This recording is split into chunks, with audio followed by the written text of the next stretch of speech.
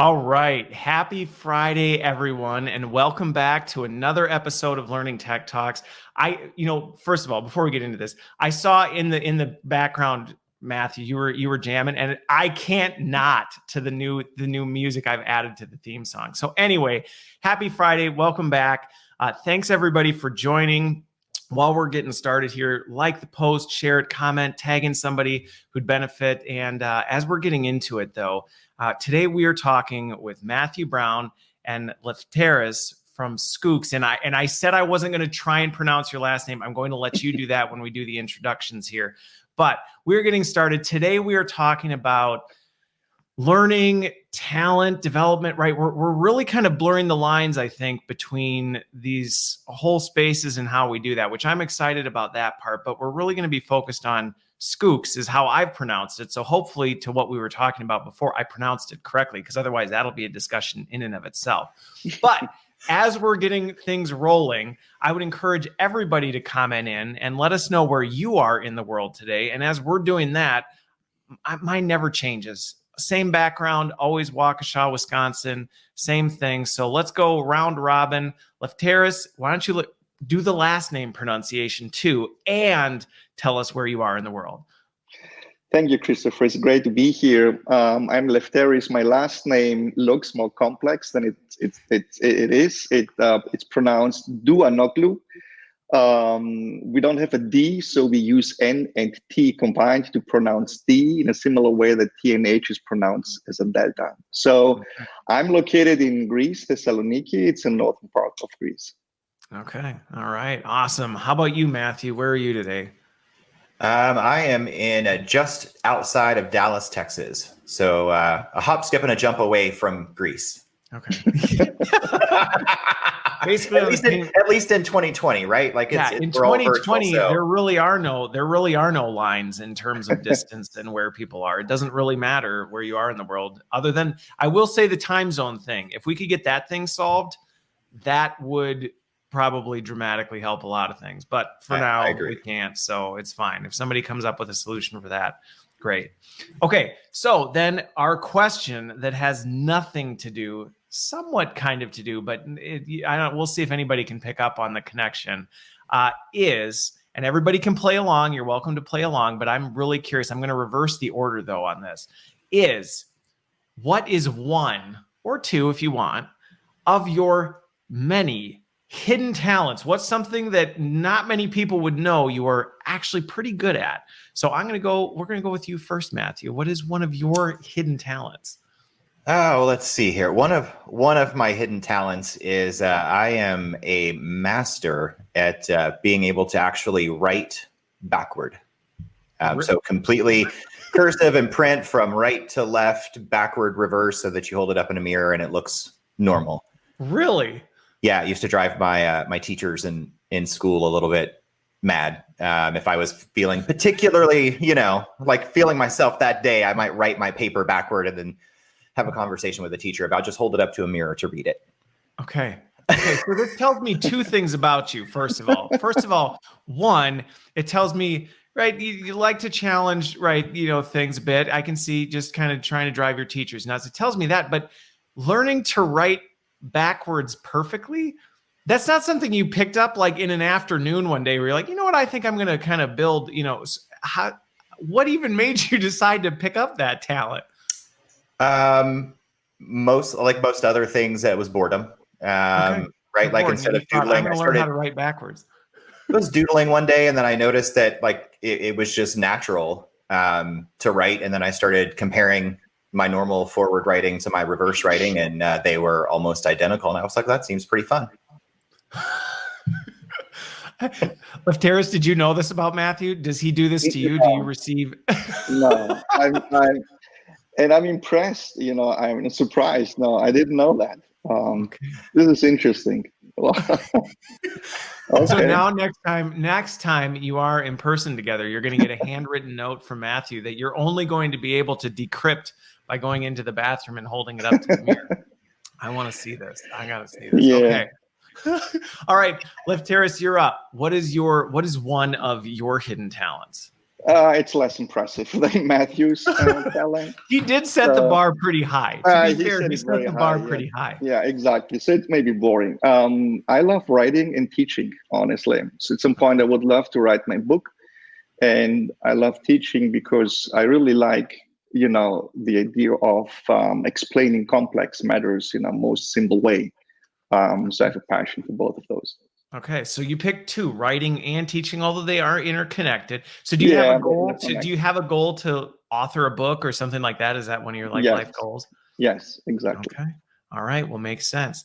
So mine, I personally would not say this is a hidden talent, but if you ask people who've been around me, they would say it is. And I don't know that I agree with them, but people always try and encourage me. So I love to dance. I love to dance. I don't like to dance in front of people, but I've practiced, right? Dubstep. I can pop and lock, but I don't like, it usually takes maybe a cocktail or two for it to come out in public. But once it's out, watch out. I will tear up the dance floor, something fierce if I have to. I still think I look ridiculous, but other people seem to think it's not that terrible. So I guess that's my go-to if I had to. All right. So I feel like we need to see you perhaps recreate the history of dance. Oh, no. You want me to start, gliding or moonwalking across behind my chair? I might be able to do that, but I'm probably not going to feel comfortable doing that on my live stream, even though I could. Okay. So let's shift gears here. So we're talking about SchooX. We're talking about a lot of different things on this. And so the first question I will just ask is, and I position this to both of you, but when people, we talked about before we went live, hey, when you're at a trade show and people walk up, one, you catch them with the pronunciation of it. But obviously one of that first questions is, so what is it? What do you do? And I'm curious, how do you answer that? Or how do you describe it when people ask? You decide who goes first. Matthew, you can go first. Matthew. All right. So we are, generally speaking, I start the conversation with, you know what an LMS is, right? Okay, yep. So we're that plus. Okay. We've invested the time to really think about the mechanics of what occupies that space, but then also on the practitioner side, understanding that there's more that needs to be part of that conversation than just the compliance aspect, the traditional right. LMS type thing. So we expand into a more well-rounded talent development experience that kind of brings the elements of HR and learning together in a meaningful way. Okay. Lefteris, anything you would add to it? Because I have a follow-up question, but I want to wait and give you a chance to answer first. Yeah, no, I think Matthew described it very well. To summarize, we try to cover learning and all the other pieces that we feel that should be connected, so that we can create synergies out of that connection. Okay. So my follow-up question, you talked about the fact it's LMS plus. Did it start? I'm always curious the history, the journey of the tech. Did it start as an LMS and then you said, hey, you know what? Right, for this really to work? Or did you come into it and say, we need to do more than that out of the gate? I'm just curious that transformation journey and if it started that way or not. Yeah, actually, so how it started, it was a spontaneous decision. I was with another company. And so okay. Because I love teaching, so I thought that I always believe that learning is very important. And so I tried to introduce learning solutions with the company. And so I looked at several LMS. It was about 10 years ago. And my sense was that those products were mostly designed to manage the learning process, coming out of the learning management system, rather than really supporting, and helping people learn, which I thought it's a fundamental difference. And I was looking to find a solution that would really help people learn and would help the organization to build collective knowledge. And by trying to build a product that would help people learn, you would have to mimic everything that we're doing in the real life and how we really learn. And this is not just attending, SCORM file, clicking next, or just a video. It's a much more complex procedure. And so you need to bring together a lot of different pieces. And so this is how it started. And we started designing it on a blank sheet of paper from scratch. And we were not really sure what it is. We were not even sure if we should use the word LMS because it was not an LMS. But the market knew LMS and was looking for LMS. So we call it LMS, even though we believe that it's something different for which we didn't really have, a clear definition back then. Okay. And so this is how everything started. Interesting. Well, and I think one of the things that's interesting about that is the LMS gets a bad rap. It does get a bad rap, and I feel for it. How do you feel for an LMS, right? But you feel for it because the reality is it is solving a problem. Like, it was designed to solve a problem, to your point, to administrate our learning operations.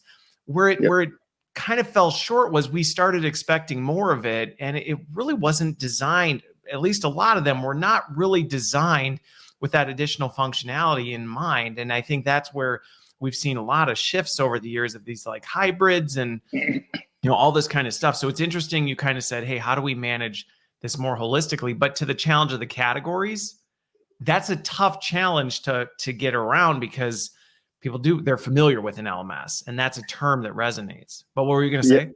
Yeah, no, exactly. And it's also another fundamental change. In the first category, talking about the process, your primary stakeholder is actually whoever is responsible for managing the operation part of things.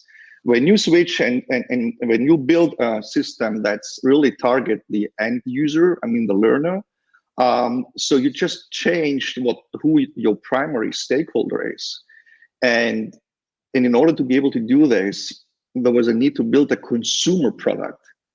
Okay. It was an enterprise application, one of the very few enterprise applications that is ending up being a consumer product within an organization, because it's one of the very few applications that when introduced, everybody is using it. So in most enterprise applications, just one part of the organization are using it. With that part, it's a consumer product, so everybody has access. And so the whole experience had to be very different. Okay.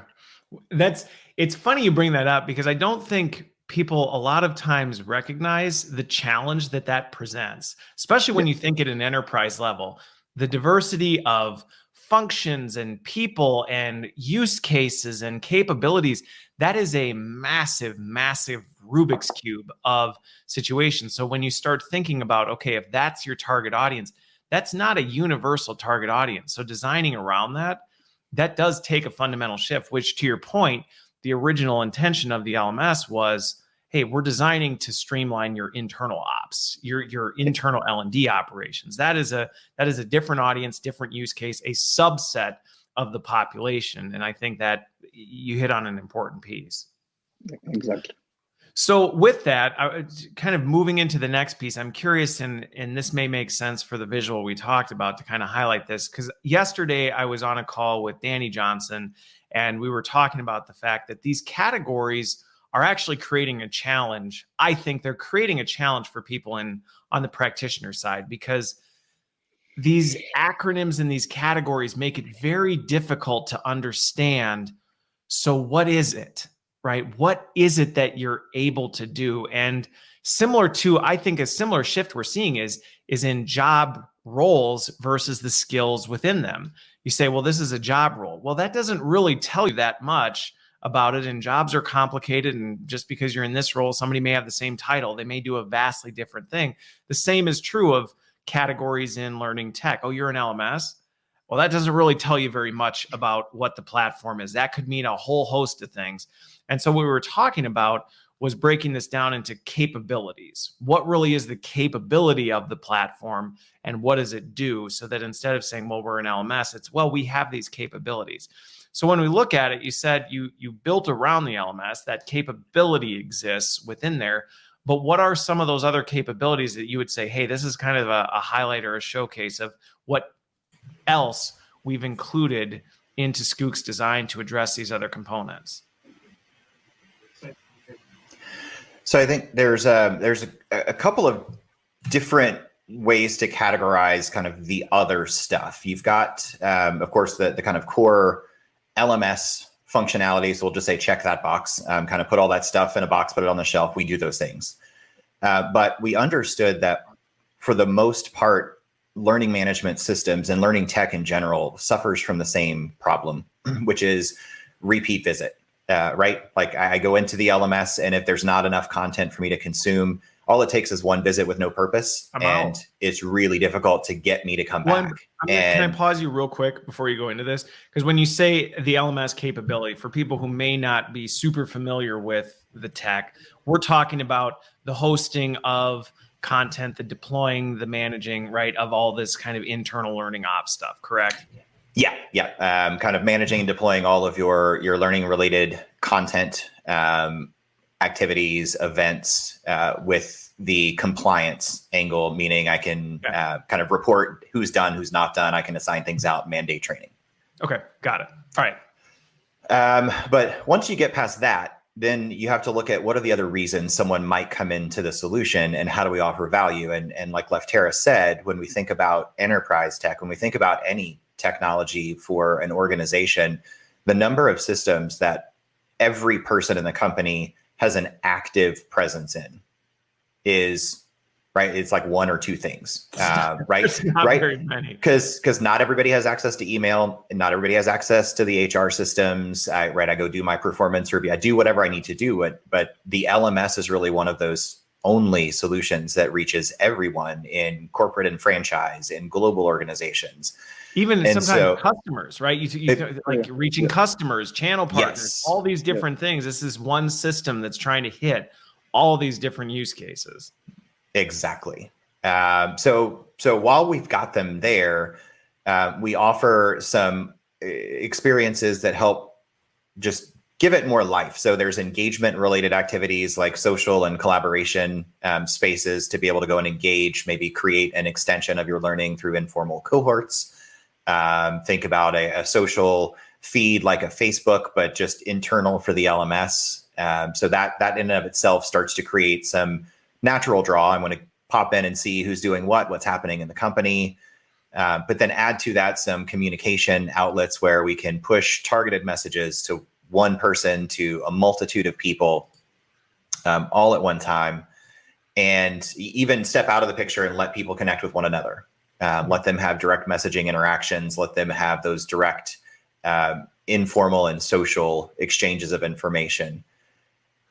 That to me is interesting. I think it's an interesting capability. And again, I'll let you keep going on this, but you'll see this is the style that I have with this. When you say something, I kind of want to jump on it because I think it's something that can be overlooked on this. And I've actually seen this with the social capabilities where some of the capabilities are only targeted at, kind of the broad, everybody can view type things. And maybe there's some framing that you can say, well, we can target at this, but that direct personal connection stuff, a lot of times that's missed. And I do think it's, is everybody doing it? No, but that is a capability that does allow people to have kind of that one-on-one, hey, I have a question for Matthew. I don't necessarily need to engage in a, discussion board about this. I just want to follow up on something I saw or something that happened that I need to reach out to.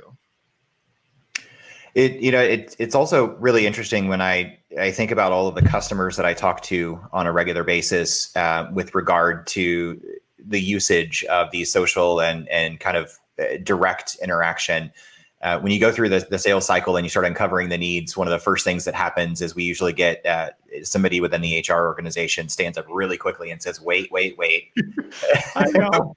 Wait just a minute. I don't know that we trust that this is going to be a good thing. I don't know that, are there moderation opportunities? Can we intervene? Can we shut down things that aren't what we want them to be? But interestingly enough, the customers that have adopted these experiences with great success have done so in a way where they're not actually prescribing use cases. Instead, what they're doing is I was talking with a group yesterday. It's one of my favorite implementation stories within our customer base, but they launched the social features, and the way they went about it was they just kind of had the executive team 2 weeks before we revealed it to the company, for 2 weeks, the executive team was in there posting on the social wall. They were sending messages to people.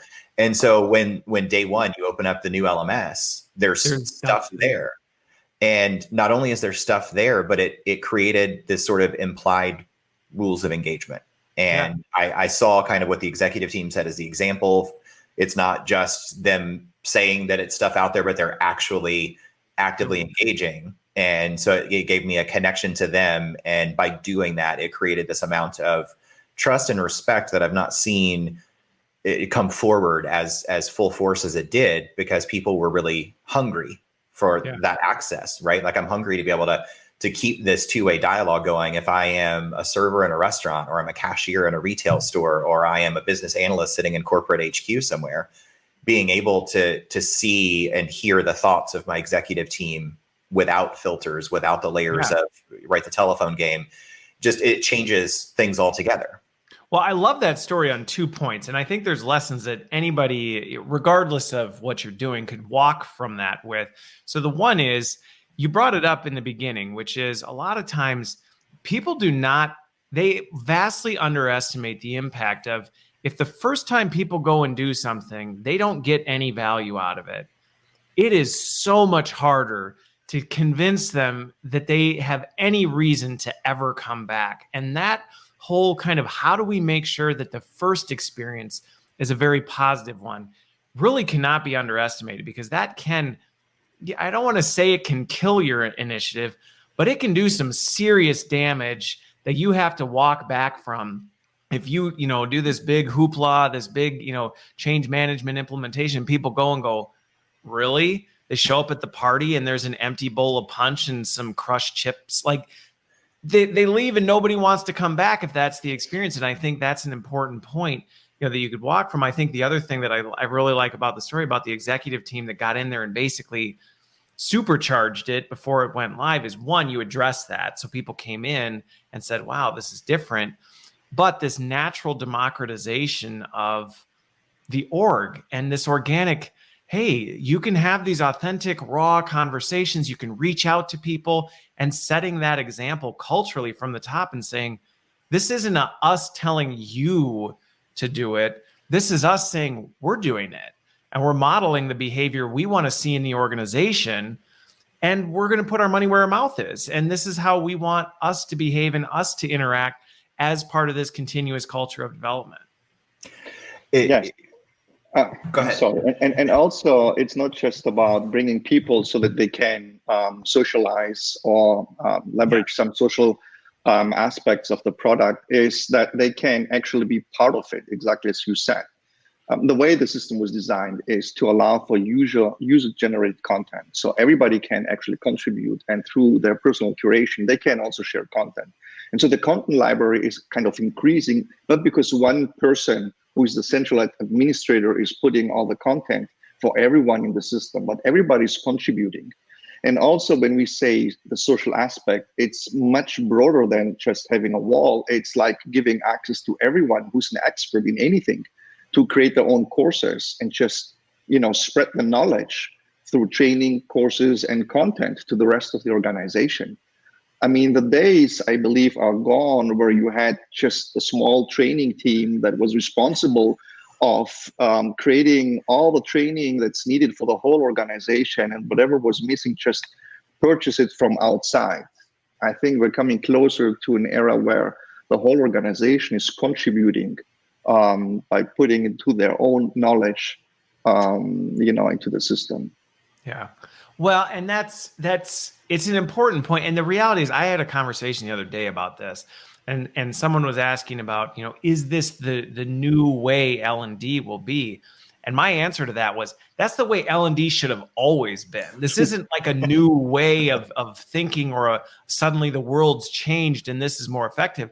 The reality is, we should have been doing this all along. Now, to be fair, it wasn't always that easy. And that's where, to me, it's one of the reasons I get so excited about technology. Was 10, 15 years ago, you wanted to do something like that, it was impossible. It was not, it was maybe possible if you had a fleet of homing pigeons and you could do it, but it was not resource responsible. It was not easy to do from a user experience standpoint. There were a lot of barriers to making that work well. And I think that's the excitement and beauty of tech, is it's saying, well, this is getting easier now. These things that we've had rules of saying, we just couldn't do that before. Yes, you can. Yes, you can. And it's much easier. Yeah, technology unlocked a lot of capabilities now and options. For sure. For Yes. I think it's also important to, as you were talking, Christopher, you were talking about how, it's going back to that earlier point about kind of that first impression when I come into the LMS, right? I get one chance to capture you or lose you forever. I find it fascinating that we have so much more tolerance for what happens outside of our organization. If I think about as a consumer, if I go into a store, if I go into a restaurant, if I go somewhere and I have lackluster service or horrible service, I'm going to talk about it. I'm going to tell people about it, but I'm probably going to give them another chance or two or three, right? Maybe there's something I like about it that I can get over. But we don't give that same luxury to our organizations. It's like, you got one chance to bring me in the system. And if it's not good, then you're going to have to hold my hand and pull me into it every time you need me to go. Well, as Kelly said, I liked her comment, right? First impressions are often your last impressions. And that's how it can feel sometimes with these things is, oh, he did it and it didn't go off well. And now we feel like we're really trying to overcome this. Absolutely. As we kind of expand further past that aspect of the solution in SchooX, we then start to reach out. So Lefteris touched on the content curation aspect of the system. So we try to make it really easy for the training team or the learning and development team not to be the essentially the linchpin. Right? Like, because we're only a limited number of people. And in 2020, we've seen the number of people in these teams get drastically reduced. And we're starting to see HR kind of move into a more active role in the learning conversation. But, why should we as the learning and development professionals be always responsible for coming up with the content? All right. It's exhausting. When others have done it before us, and what I've learned over the last 20 years in learning and development is that we shamelessly steal from one another. And it is something that doesn't happen in any other part of the business, right? Finance keeps things tight because it's specific to me, and operations is very specific to my business, and it's kind of really guarded. But from a learning perspective, we're happy to share all the things that work. And so being able to tap in to the potential of, if I've got 100,000 people in my organization, why not tap into 100,000 minds that can contribute content with fresh perspectives and different perspectives that might articulate something better than me, who was brought up as a trainer. There's a couple of mindset shifts that I see going along with this, though, that I think this is where we have to kind of flip a switch a little bit to be able to make this move for two reasons. And one, I think, is from an L&D side. One is, I think, from the compliance quality side, that sometimes you said it earlier, jumps up and goes, but what if, right? There's that. So, on the learning side, this is, to me, a little bit of an identity change for us, because this is a shift where we're having to accept this reality that we aren't the masters of all this stuff. We don't know everything that everyone in the organization needs. And it's, in some regards, a bit foolish to think we do. And to serve as a bottleneck actually puts us in a position where we're impeding on organizational performance versus enabling it. And that can feel a little bit uncomfortable. Like, well, but if we give up the keys, then what's our role? And to me, it's you didn't have the capacity or the capability to do this anyway. So unlocking this actually makes you more of a strategic partner to say, let us help shape that. Let us help guide this. Let us help enable that across the organization and do more than, well, and again, to me, it's a scarcity versus growth mindset where you're saying, hey, you still have a purpose, but you can let go a little bit and know that, your value is not diminished by saying the rest of the organization can actually do this. And we're here to help enable that. I think from a compliance side, I've seen this flare up multiple times where there is this fear of, well, what if somebody puts something wrong out there? Or what if it's not accurate? And to be fair, in certain industries and things like that, there are absolute risks. I'm not going to say, forget it, don't worry about it. There are times where, you don't need things coming up in a discovery and blowing up, things like that, which is why every platform I've seen, you have certain safeguards to help protect with some of this stuff. Absolutely. That said, I would say the majority that people worry about is this stuff that honestly, I've seen the organization is better at policing this stuff in many cases than, again, you can as an L&D function. You can't stay on top of it. And the reality that is this stuff's being created and shared and spent. It's happening, whether it's happening under your visibility or not. And I think what this is doing is saying, why not bring that into the fold so we have opportunity to actually help enable it, have some oversight, this other things to help protect the organization. But again, that's a shift in how you're looking at things.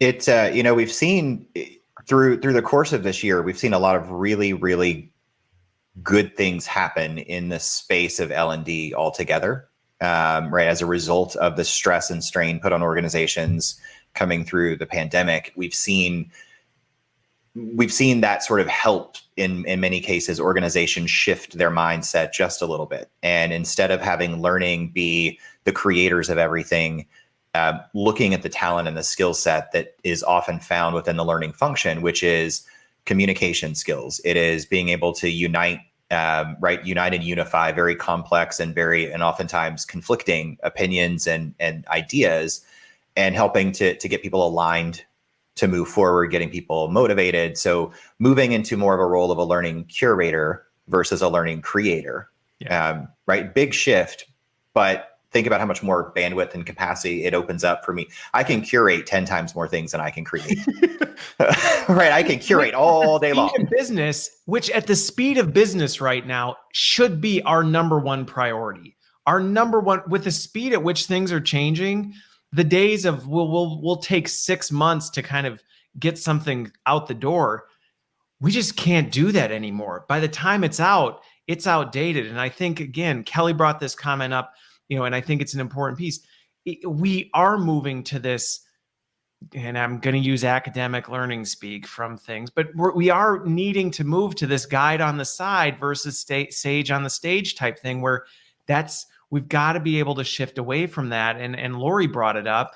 We need to be an enabler and a facilitator and an amplifier of the knowledge that exists in the organization that's already out there, and help. Again, it's a shift in role. It's not our value just went down.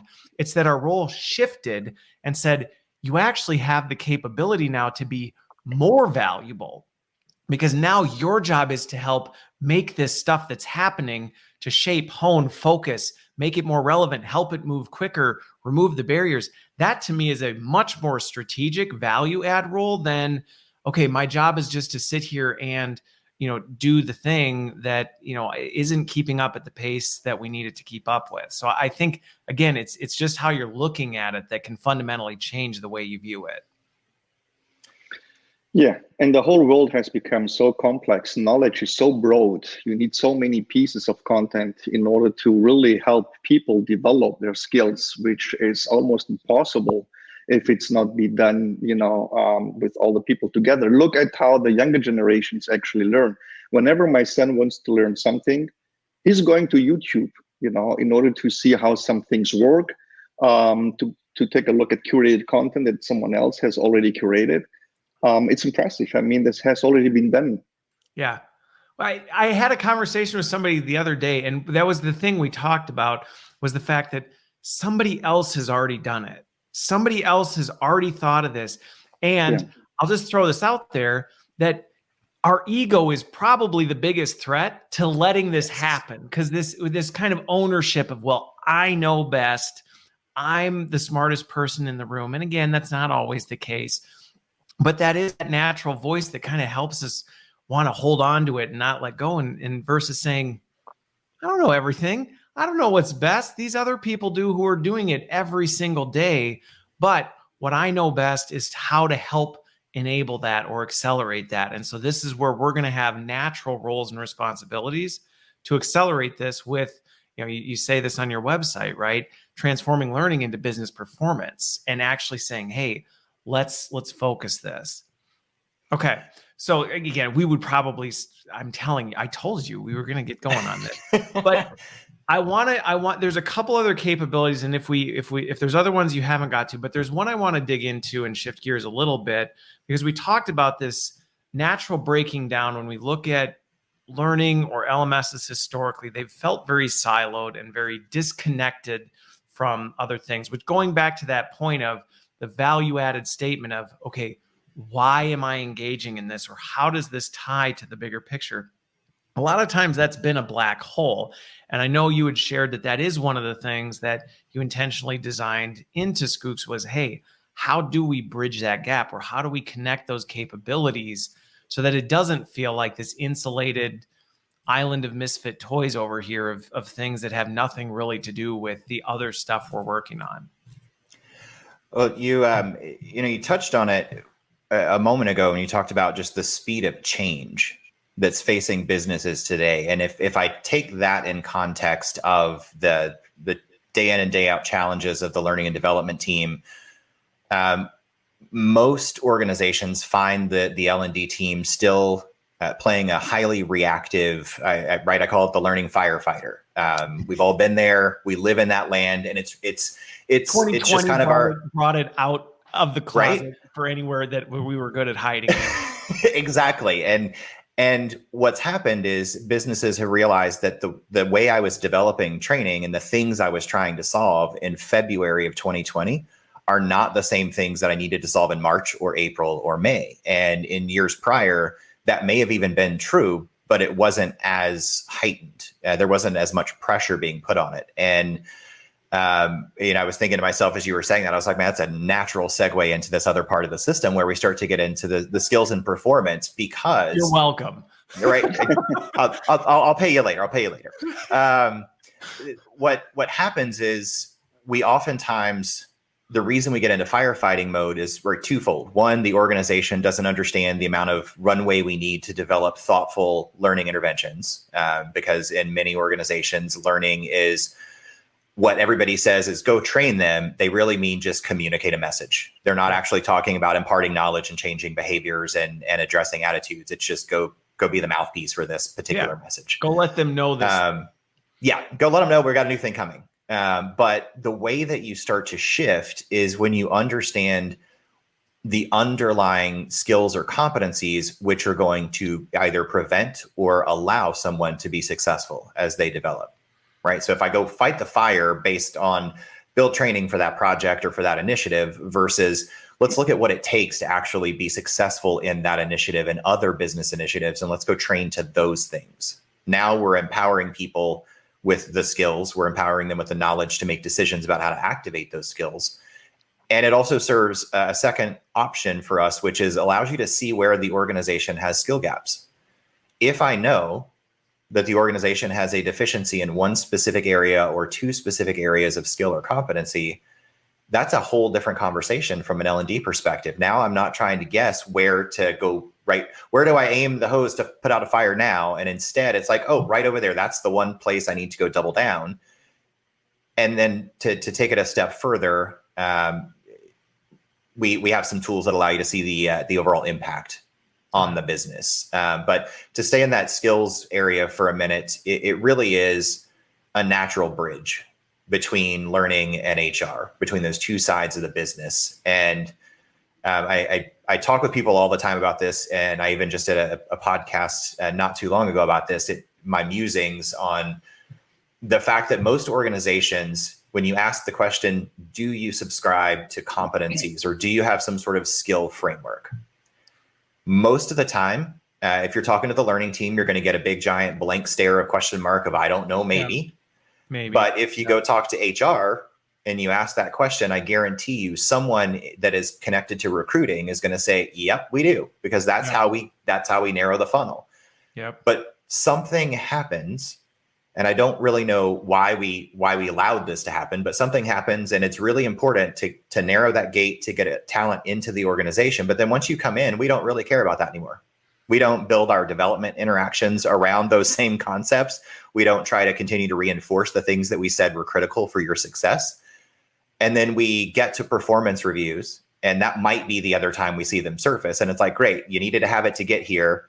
We're going to leave you on your own to figure out how to grow it. And then we're going to penalize you for it because you didn't grow it right.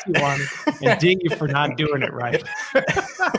And I do remember a funny story. We actually added skills into SchooX very early on, some years ago. It was very uncommon. And so I had a conversation with an executive of a big HCM software firm, and he asked me, why in the world did you put and build skills management into your LMS? And I said, first, I'm not sure if it's an LMS, but anyway, I mean, how can you imagine any learning solution that does not have the skills? I just don't understand why the rest of the systems don't have it. Okay, I'm not the strange guy here, because you were doing it before it was cool. Yeah, and you know, I was really, and we believe that, and my response was, how do you know what training to provide? How can you see the skill strength that's needed and what the learner is missing or the employee is missing in order to help them improve this? If you have skills somewhere sitting just for review purposes, I mean, then at the end of the year, you may give them a good or bad rate, but it doesn't really help the employee develop, you know, the skills and improve themselves. It's a big shift again. Okay, so and we're digging into really big problems here, right? You look at the comments coming in, people are like, this is so true. This is how we've done it for years. And it is.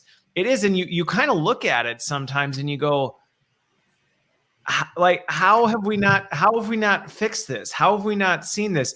And to be fair, I think there are a lot of complex factors that mix into this. And we'll talk about this a little more. It's not as easy as just flipping a switch and going, oh, duh, here we go. That's all we had to do, because there are natural breakdowns. You've got, you know, different functions. You've got lack of clarity into job roles and variation. So yes, I get it's not a simple solution, but there are simple steps that you can take to start to fix it. And I think that's one of the things that has most excited me about where technology is going. Is, to your point, Lefteris, you know, now I feel like I'm having less and less conversations where people are saying, why do you care about the skills so much? That awareness that, hey, this is important. We need to think more granularly about skills and connecting the dots and understanding this.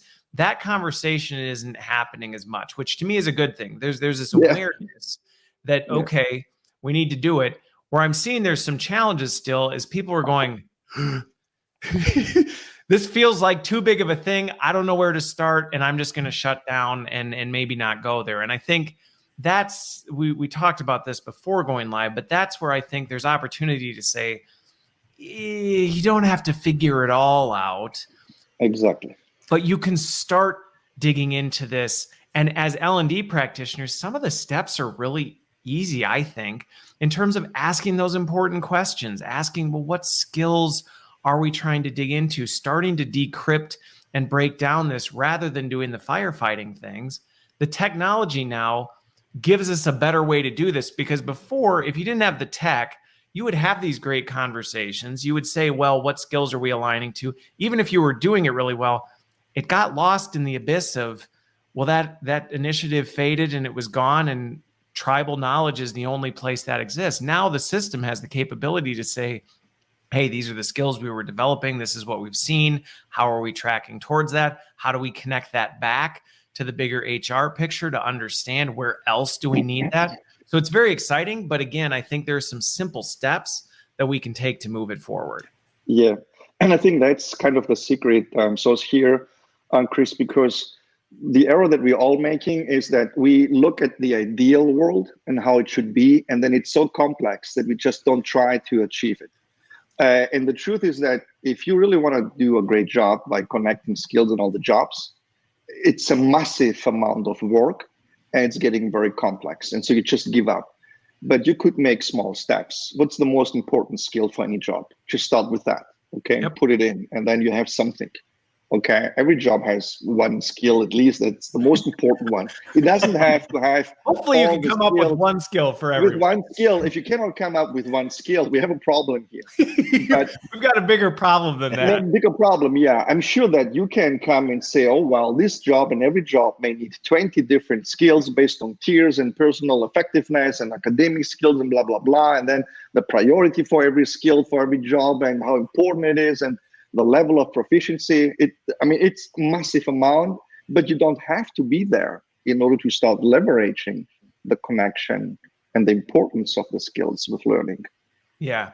Well, the other thing that I would say to that is going back to this analysis paralysis that sometimes happens. Is like, oh my goodness, this is so big. We just don't even know where to start. The other piece that I see with that is that sometimes, and I don't think I'm alone in saying that sometimes this happens in our industry, is we become so focused on trying to get it perfect before we do anything, and perfection is the enemy of progress. And what I see sometimes is, well, we have to get the exact skill framework right, and we have paralyzed. we have to get all the skills right, and we have to know every skill that goes into every job. Versus, to your point, saying, come on, can we pick a few that we can agree on and know that we for sure have this here? Which, to me, what's happening, we almost have to make that shift, because any research you read right now on the skill lifetime, it's just shrinking. So taking any time to get it perfect, by the time you're done in a traditional model, it's probably dead anyway. And I think that's what we're saying, exactly. Hey, you know what? This is a skill. Like, let's focus on this, because that skill may not even matter in 2 years. So let's not wait 2 years to get the framework perfect. Yeah, and it's even funnier, Chris, because you may end up in an ideal world having 30 skills attached to a job, and then you interview a candidate for the job, and you look at 2-3 things. Right. So, it that never happens. I don't know what you're talking about.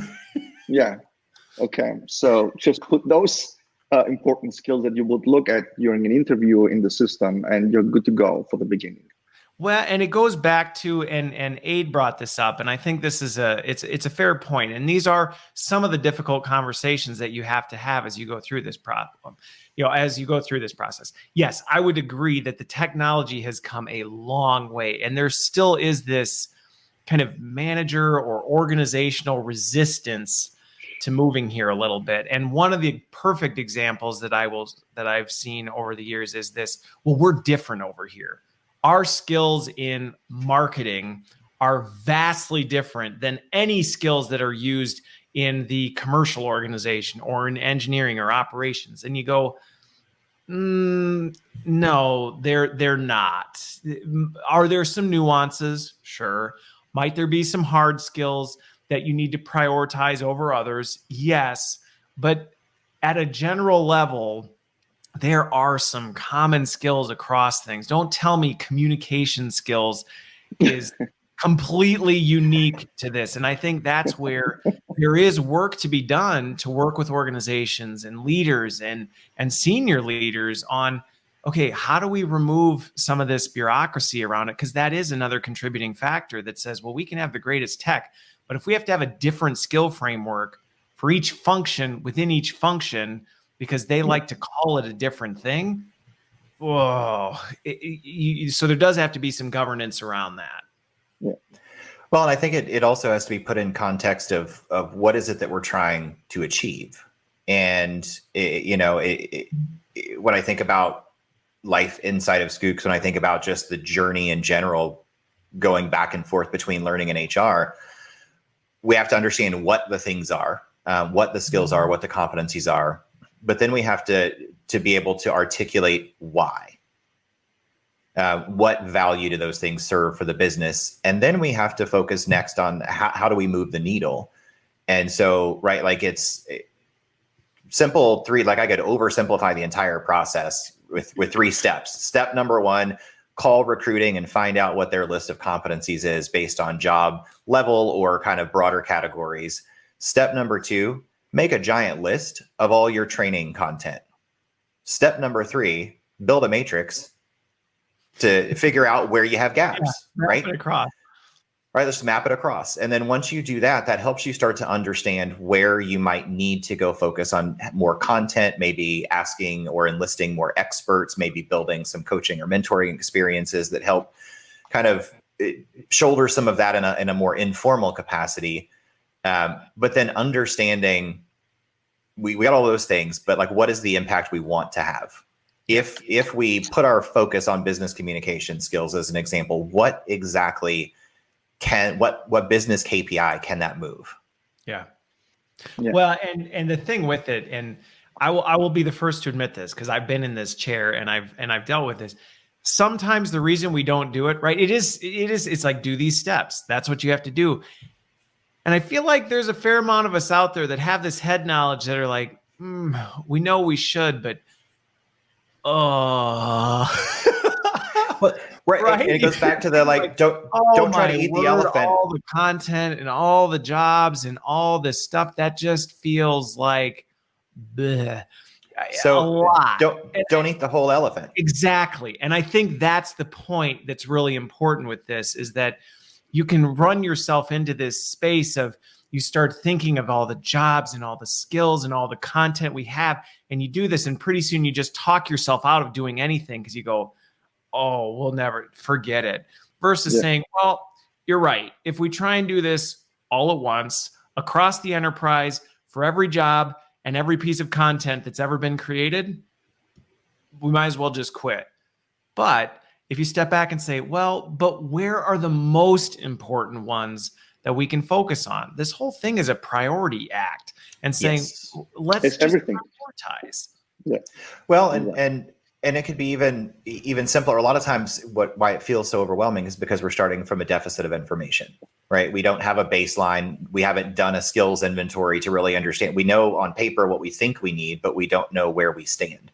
Yeah. And one of my other favorite customer adventures with one of our customers is as we were going through, they saw the value in the skills piece of the system, and they understood where we were going with stacking on goals and performance, and they really wanted to feel like, how do we start? How do we just get a baseline? Where do we start? And we got into a conversation, and I said, do you already have data? And they said, no. I said, great. So go put in 5 skills, right? Find 3 or 4 or 5 things, even if it's core values, things that are going to be uniform across the business.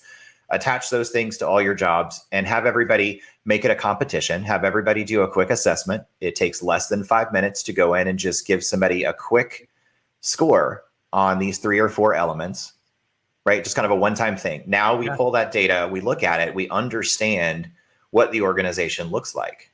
Now we can have a different conversation. Now it doesn't feel as overwhelming because in all reality, out of those 5 things that we just assessed everybody for, there might only be one that is indicative of more effort needed to go focus and develop. So we start there, we build a story. All it takes is for the executive team to be able to see one example of that working right, because it's transformational. It changes how anybody thinks about learning and kind of where we invest in our people development. What's funny about that story, and I think this is something that you could latch onto this, is that it can go 2 ways. You can have orgs that have no data, and it's a great way to approach it to say, look, I get it. When it's a blank canvas, a lot of times it just feels, I don't even know where to go. And that's a great exercise to say, hey, now it's not so blank anymore. We've done it in these basic areas. We have a starting point. We can now execute off the starting point. What's interesting, though, is I don't necessarily think that that's only a potential use case for orgs that have nothing, because what I've also seen is sometimes we have so much data, it's a mess. It's a hot mess. It's just a mess. And we look at it and go, oh, yeah, I don't even know. And it would be easy enough to say, well, then for now, let's not tackle all of that. And let's do this simplistic, more focused thing to say, well, let's baseline here. Let's not let all the bad data that we know isn't where we want it to be, and we don't really have the time or the capacity to go through all of it, but let's start fresh. Like, let's start fresh with this, and then we can slowly start incorporating that, which gets to something else, that we've talked about, is how are we then pulling in the right data to help form a more holistic picture of our employees and their skills. So I would say it's not limited to only orgs that say, well, we don't have anything. Yeah. It can work well for orgs that have a ton and just don't know what to do with it. Absolutely. Get a fresh set of data to start. And I did have one customer that was in that particular situation. They had a lot of data, years of data. And they looked at it and went, we don't want to even think about bringing this stuff in. So they ran a quick assessment in SchooX and then did a comparison to look at the snapshot they took in SchooX, and they looked at the 10 years of data they had before, and they found that it wasn't actually the same. And part of it, you dig into it a little bit, part of it's the user experience. It was super easy for them to go in and do an assessment in SchooX. Their prior system might have taken 25 clicks and very complicated for managers, and because they were built more for the management experience versus the user experience. And so you have that starts to play a factor. I'm less likely to give happy feedback if I am angry because the system is painful. I think Matthew's terrible because this process really made me mad. And so I'm not really thinking very happy thoughts right now. No, and an important point to highlight that you hit on there was, one, you're talking about the fact this is being done in the system. So this isn't something you're doing outside the system and then bringing that in. It's done through the system, which I think is an important piece in case people miss that's native to the system. That's happening through the system in that. And the other thing, it goes back to something we talked about before with this skill data, is that sometimes we're trying to force fit this old data that we have. And we talked about the fact skill data is right, it's diminishing. So something you have from 5 years ago, it may be completely irrelevant anymore. And I think that's something where a similar parallel I'm seeing is Flash is being put 6 feet under this year. And the number of conversations I'm in where people are going, how do we, move all of our old Flash content into SCORM or, XAPI? And you're going, I don't know that's the right question to be asking right now. The right question to be asking might be, what content do we have that's still relevant that won't make sense in this new environment? Then you can ask the question, how will we move it?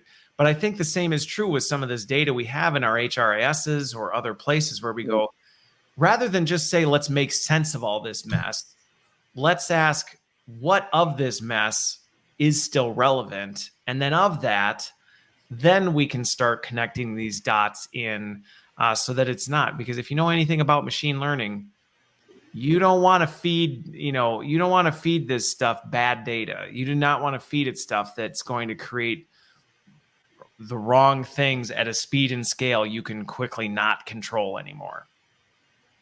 As you were saying that, I found myself thinking about something that I've had to say many times at many organizations that I've worked at when I was on corporate side and not vendor side, going through system selection, whether it be in talent or whether it be in ERP. Oftentimes people get into this, they allow themselves to get into this place where they just assume that the really, really great technology, the technology that everybody loves, is going to somehow bring with it process.